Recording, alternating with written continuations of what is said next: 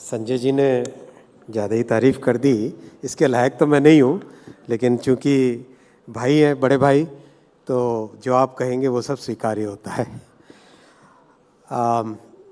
NDTV Indian of the year एक अपने आप में बहुत ही महत्वपूर्ण, बहुत ही इम्पोर्टेंट इवेंट है, बहुत अच्छा प्रोग्राम है।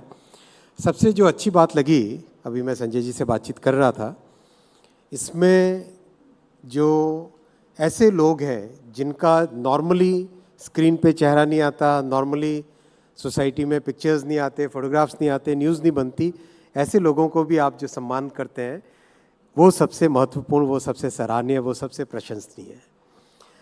मैं आपके साथ 3 या 4 बातें शेयर करूंगा।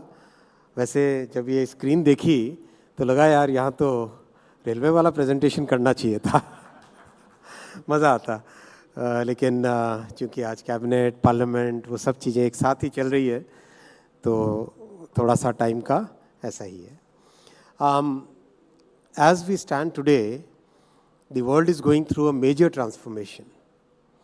Whether it is geopolitical transformation, whether it is technological transformation, multiple factors are working, operating at the same point of time.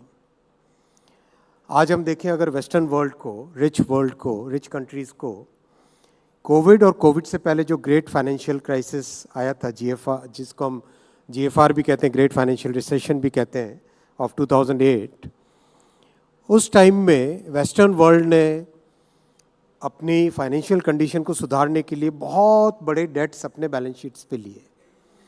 अगर हम फेड को देखें, यूरोप के सेंट्रल बैंक को देखें, जापान के बैंक को देखें, कोविड के टाइम में ही entire western world, entire rich countries, they took debt of as big a number as $9 trillion US. That kind of debt on the balance sheet of any region, any country, any central bank is something which is unprecedented in the history of human beings. अगर हम technological side में देखें, AI has today become a mainstream thing. It's practically impacting every aspect of our human life. Whether it is work life, whether it is entertainment, whether it is media, every part of our life is getting affected, impacted positively or negatively by AI. अगर हम geopolitical shifts की बात करें, तो as the economic gravity, center of gravity shifts towards Asia, that also generates lots of friction among the countries which have been the leaders, economic leaders, financial leaders for almost a century or more than a century.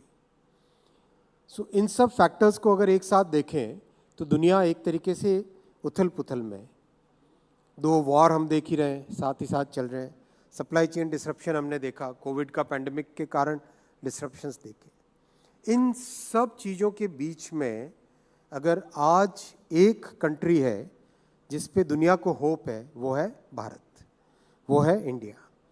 और ये एक coincidence नहीं है कि आज हम एक अच्छी सस्टेन्ड 6 to 8% ग्रोथ रेट पे चल रहे हैं। इसके पीछे प्रधानमंत्री श्री नरेंद्र मोदी जी की एक सोची समझी थॉट प्रोसेस है, एक क्लियरली लेड आउट प्लान है, जिसके कारण आज हम बहुत ही कंसिस्टेंट ग्रोथ, 6 to 8% ग्रोथ और मॉडरेट इन्फ्लेशन के साथ आगे बढ़ रहे हैं। अगर हम इस ग्रोथ को एनालाइज करें तो अगर हम देखेंगे पूरी दुनिया जहाँ पे उथल पुथल में है, कई तरह के टेंशन्स हैं, जियोपॉलिटिकल शिफ्ट्स हैं, ऐसे में भारत के ऊपर होप है।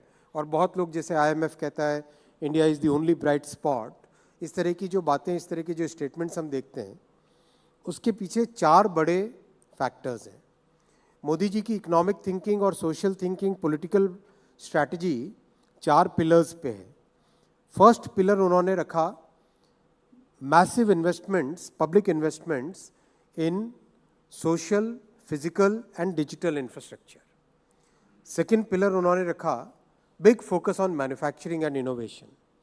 थर्ड पिलर उन्होंने रखा भारत की डाइवर्सिटी और स्पेशली इनकम डाइवर्सिटी को देखते हुए बहुत बड़ा फोकस रखा इंक्लूसिव ग्रोथ पे। और फोर्थ पिलर है सिंप्लीफिकेशन का। इन 4 पिलर्स पे ये ग्रोथ की स्टोरी अभी बरकरार है, कायम है और बहुत कंसिस्टेंटली ग्रो करेगा। पहला जो पिलर है सोशल, फिजिकल और डिजिटल इंफ्रास्ट्रक्चर पे इन्वेस्टमेंट, इसमें आपने देखा होगा in the last many years from रफली 3.5 लाख करोड़ इन्वेस्टमेंट जो होता था भारत सरकार का बजट में 10 साल पहले, फ्रॉम दैट नंबर कैपेक्स को इंक्रीज़ किया गया 4.5, फिर 5 लाख, फिर 5.5 लाख करोड़, और उसके बाद में बढ़ा के 7.5 लाख करोड़ किया गया, फिर 10 लाख करोड़ किया गया, और अभी जो करंट फाइनेंशियल ईयर चल रहा है उसमें 11 लाख करोड़ रुपीस का इन्वेस्टमेंट हो रहा है। That's huge, that's humongous, that's unheard of in the independent India. Sinha साहब हैं यहाँ पर, one of the finest officers we have seen in our country. He has seen the financial world, आपने मिनिस्ट्री ऑफ फिनेंस को inside out देखा है। तो having capex programme of 11 lakh crore was something which nobody could even imagine. पर आज वो संभव है और आज वो हो भी पा रहा है। That is leading to productivity improvement and employment growth in practically every sector. पिछले 10 साल में हाईवेज का कंस्ट्रक्शन हो, एयरपोर्ट्स डबल नंबर हो गए, रेलवे लाइंस बनी 31,000 किलोमीटर्स, जो कि पूरे जर्मनी के नेटवर्क से ज़्यादा है। अगर अकेले लास्ट ईयर का देखें 5,300 किलोमीटर्स नई रेलवे ट्रैक बने, that is more than the entire network of Switzerland. यानी स्विट्ज़रलैंड पूरा एक साल में, स्विट्ज़रलैंड जितना रेलवे नेटवर्क भारत में एक साल में जुड़ा। एयरपोर्ट के नंबर्स डबल हो गए। सोशल इंफ्रास्ट्रक्चर देखो, 10 साल में 390 यूनिवर्सिटीज़ नई बनाई, यानी practically 1 university a week. AIIMS double किए, IITs डबल किए। हर एक फैक्टर में अगर हम डिजिटल इंफ्रास्ट्रक्चर की बात करें तो कोई सोच भी नहीं सकता था कि एक छोटे से छोटा रेडी पटरी वाला भी अपने मोबाइल फ़ोन से ई पेमेंट करता है। अभी कुछ टाइम पहले एक इंटरनेशनल फोरम में बैठने का, बात करने का मौका मिला था, तो एक सज्जन ने पीछे से हाथ उठाया, और जब मैं डिजिटल पेमेंट्स की बात कर रहा था तो उन्होंने हाथ उठाया और उन्होंने कहा कि आप लोग तो इतना आगे बढ़ गए हो, लेकिन हमारे जैसे पीछे रहने वाले लोगों का क्या करोगे। तो मैंने उनको पूछा कि आप कौन से देश से हो। मैं नाम नहीं लूँगा, नाम लेने से कंट्रोवर्सी होगी, but one of the richest countries में से थे वो। ये भावना आ गई है कि हिंदुस्तान आज टेक्नोलॉजी में लीडर है कई एक से एक फील्ड में, unlike the past where India used to be always a follower. ये एक बहुत बड़ा माइंडसेट का चेंज है। ये पॉसिबल हो पाया because there was a sustained investment in digital, physical and social infrastructure. Second जो पिलर है, that pillar is focus on innovation and manufacturing. 10 साल पहले अगर बात करते स्टार्टअप्स, 300-400 स्टार्टअप्स, आज 1,20,000 से ज़्यादा स्टार्टअप्स। और पूरे यूरोप में जितने यूनिकॉर्न हैं, बड़े बड़े रिच कंट्रीज़ में जितने यूनिकॉर्न हैं, उनको अगर एक तरफ रखो तो भारत में 100 से ज़्यादा यूनिकॉर्न्स हैं। ये कोई सोच नहीं सकता था 10 साल पहले कि हिंदुस्तान इतना बड़ा स्टार्टअप इकोसिस्टम बनेगा, वर्ल्ड का टॉप 3 स्टार्टअप इकोसिस्टम्स में बना। मोबाइल फ़ोन की मैन्युफैक्चरिंग, डिफेंस की मैन्युफैक्चरिंग, एक से बढ़कर एक, किसी भी सेक्टर में अगर आप जाओ, इंजीनियरिंग, गुड्स की मैन्युफैक्चरिंग, सब में जो मेक इन इंडिया का इम्पैक्ट दिखा, दैट्स फिनोमिनल। तो second pillar manufacturing and innovation. Third pillar is very important for all of us to know, because हमारी सोसाइटी में इकोनॉमिक इनइक्वालिटी जो 50-60 साल की पॉलिसीज़ के कारण रही, that had to be addressed in a very firm way. इसीलिए माननीय प्रधानमंत्री श्री नरेंद्र मोदी जी ने अपनी हर इकोनॉमिक पॉलिसी में इंक्लूसिव ग्रोथ को एक integral part of the policy बनाया। I welcome doctor Jaishankar ji. So Prime Minister Shri Narendra Modi ji made sure that every economic policy, every public policy has inclusivity as an integral part of it. और इस inclusive growth का बहुत देश में benefit मिला। People at the bottom of the pyramid, they are the ones who have been benefited the most. अगर हम देखें 54 करोड़ बैंक अकाउंट खुले, 54 करोड़ बैंक अकाउंट खुले, और उसमें से half of them are women bank account holders. अगर आप इस नंबर का इम्पोर्टेंस समझें, एंटायर यूरोप का पॉपुलेशन 44 करोड़ है, 45 करोड़ है। यानी पूरे यूरोप जैसे कॉन्टिनेंट को बैंकिंग इंफ्रास्ट्रक्चर में लाना, बैंकिंग सिस्टम में लाना, That was unimaginable task, but that was made possible. हम अगर देखें 4 करोड़ लोगों के नए पक्के घर बने.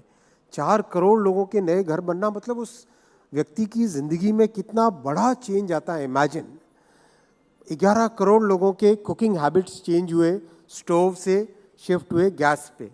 इमेजिन 11 करोड़ माने पूरी यूरोप, पूरी जापान की पॉपुलेशन है 11 करोड़, जर्मनी की पॉपुलेशन है 8 करोड़. एक एक देश की पूरी पॉपुलेशन से ज़्यादा इसमें जो मोदी जी के इंक्लूसिव ग्रोथ के प्रोग्राम्स हैं उसमें उस पॉपुलेशन को बेनिफिट हुआ. So investment in public investment in physical, social and digital infrastructure, the first pillar, focus on manufacturing and innovation as the second pillar, and focus on inclusive growth as the third pillar, and the fourth pillar is simplification. Massive simplification किया. Statute book पे जो भी पुराने कानून जिनका कोई आज relevance नहीं है, जो अंग्रेजों के ज़माने के, उन सब को या तो हटाओ या रिप्लेस करो और नया मॉडर्न लॉ बनाओ. टेलीग्राफ, भारत का टेलीकॉम सेक्टर इतना हाईटेक सेक्टर 1885 के कानून से चलता था. टेलीग्राफ एक्ट, मतलब टेलीग्राफ को तो शायद म्यूजियम में जाके देखना पड़ेगा, दिखेगा ही नहीं. तो ऐसे ऐसे कानून थे. 1500 कानून को स्टैच्यूट बुक से हटा दिया गया. 1500 laws have been removed from the statute book. पुराने पुराने कानून, मैरीटाइम के, एक ऐसे ऐसे कानून जो कि जिसकी कोई रेलेवेंस नहीं, उनको फिनिश किया, नए कानून बनाए और अभी भी बनते जा रहे हैं. लगातार ये प्रोसेस है. सिंप्लीफिकेशन में कंप्लायंस रिडक्शन के लिए ऐसे ऐसे सिस्टम्स बनाए. मैं आपको एक एग्जांपल देता हूँ. टेलीकॉम टावर लगाने के लिए ऑन एन एवरेज टाइम लगता था 217 डेज. 200 दिन से ज़्यादा लगता था एक टेलीकॉम टावर की परमिशन लेने के लिए. मोदी जी ने सितंबर 21 में सिंप्लीफिकेशन का ऐसा रिफॉर्म लेके आए. आज एवरेज टाइम लगता है 7 डेज टेलीकॉम टावर को लेने वाले परमिशन में, और उसमें भी 89% ऐसे हैं कि आप एंटर बटन दबाते हो और सीधा आपके सामने परमिशन आ जाती है. 89% में 0 टाइम लगता है. एक के बाद याद करो, जो रेलवे के साथ जुड़े हुए हो, 10 साल पहले अगर कोई आपको रेलवे टर्मिनल बनाना हो और उसको रेलवे नेटवर्क के साथ जोड़ना हो, कम से कम 6 साल लगेंगे. माननीय दिनेश त्रिवेदी जी हैं यहाँ पर, आपने भी रेलवे की जिम्मेदारी संभाली है, तो आप जानते हैं कितना डिफ़िकल्ट सी ब्यूरोक्रेसी थी. और मोदी जी ने ऐसे ऐसे रिफॉर्म्स किए. अभी हाल ही में एक टर्मिनल शायद 11 महीने पहले परमिशन के लिए अप्लाई किया था और अभी मेरे पास आए कि इसका इनॉग्रेशन के लिए चलना है. मतलब 11 महीने में परमिशन मिलके कंस्ट्रक्शन कंप्लीट करना और इनॉग्रेशन के लिए.